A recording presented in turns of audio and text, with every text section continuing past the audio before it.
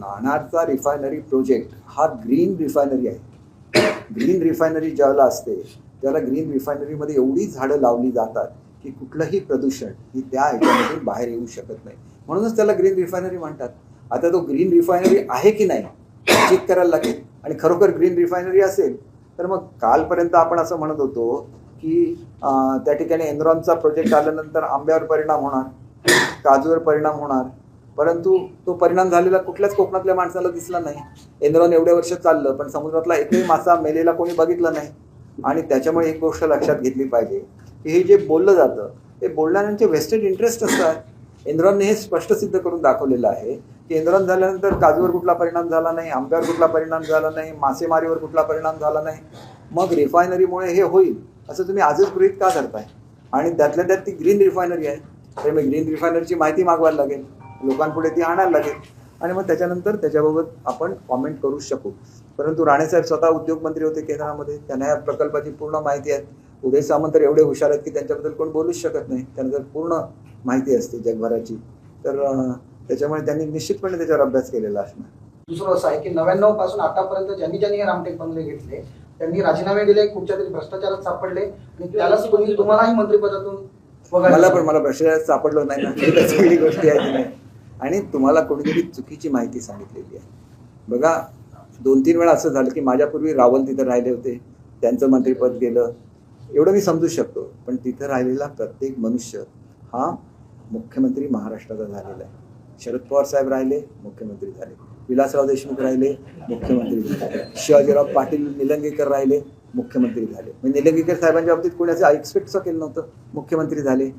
मग तो वाईट आहे का बंगला? एक गोष्ट अशी आहे की मंत्रिपदावरून गेल्यानंतर मला रावल साहेब सुद्धा भेटले होते. ते म्हणाले माझं गेलं तुमचंही गेलं, परंतु मी तुम्हाला एक गोष्ट सांगतो, आज लिहून ठेवा आणि आज तुमचं रेकॉर्डिंग चालू आहे, मंत्रिपदापेक्षा मोठ्या पदावर मी जाईल. एवढी त्या बंगल्यामध्ये पवित्रता आहे. मी तिथं आल्यानंतर तिथे गणपतीची स्थापना केलेली आहे. त्याच्यामुळे कुठलीही वास्तू वाईट नसते, वास्तू नेहमी आशीर्वाद देत असते. फक्त तुम्ही सुद्धा त्या वास्तूची तशी सेवा करायला लागते, त्या वास्तूला सुद्धा जपायला लागतं. आणि माझी खात्री आहे की मी तुम्हाला सांगितलं की मला हा आशीर्वाद मिळालेला आहे.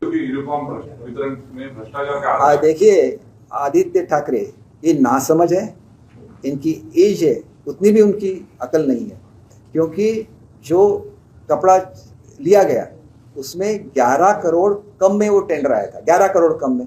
तो किसको क्या मिलेगा? इनको ये आदत हो गई है म्यूनसिपालिटी की वजह से, करोड़ों रुपया उनके पास आता है तो उनको खोके बोलते हैं, जब थोड़ा पैसा आता है तो उसको मलाई बोलते हैं. तो ये इनकी आदत बन गई. देखिए आदित्य जी की वजह से शिवसेना के टुकड़े हो गए. जब मैंने अरेंज की थी मीटिंग उद्धव जी के और ऑनरेबल प्राइम मिनिस्टर साहब के साथ, तो आदित्य ही थे जो इसके बीच में आ गए. मैं ऐसे क्यों बोल सकता हूँ? क्योंकि जब मुझे फ़ोन आते थे, पहले तो उन्होंने तय किया था कि आने के बाद 15 दिन में यूटी का शासन लाएंगे, ऐसे प्राइम मिनिस्टर साहब को बोल के उद्धव साहब यहाँ आ गए. फिर मुझे बोला कि मुझे 1 महीने की मोहलत चाहिए क्योंकि मुझे समझाना है सबको. उसके बावजूद भी जब हम लोग बात करते थे तो वो बोलते थे कि आदित्य सामने अभी बात मत करो, बाद में करो. इसका मतलब साफ है कि वो कांग्रेस के साथ जाना चाहते थे, वो कभी युति के साथ और हिंदुत्व के साथ नहीं आना चाहते थे. और जब भी हमारी मीटिंग होती थी तो एक बार भी वो प्रेजेंट नहीं रहते थे. इसका मतलब साफ है आज जो भी शिवसेना का नुकसान हो गया वो आदित्य की वजह से हो गया. और उसको इतना भी समझ में नहीं आता है कि एक टेंडर निकलता है और 130 करोड़ का टेंडर अगर 11 करोड़ कम में 124 करोड़ में जाता है तो कितने स्ट्रिक्टली हम लोग इम्प्लीमेंट करते हैं, इसके बारे में सोचना चाहिए. मैं उनके जैसा नहीं हूँ, मैं अलग हूँ उनका. मैं उनको चैलेंज देता हूँ. मैं 2.5 साल मुंबई का पालक मंत्री रहा. सबसे जो रिच टाउन है वो मुंबई सिटी है, और मुंबई सिटी में अगर एक भी बिल्डर और एक भी कॉन्ट्रैक्टर बोलेगा कि दीपक केसरकर को 1 भी रुपया दिया है तो मैं अपना पॉलिटिक्स छोड़ दूंगा.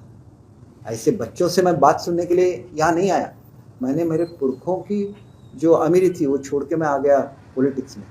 तो हम लोग आग पे चलते रहेंगे, ये लोग पैलेस पॉलिटिक्स करते रहेंगे.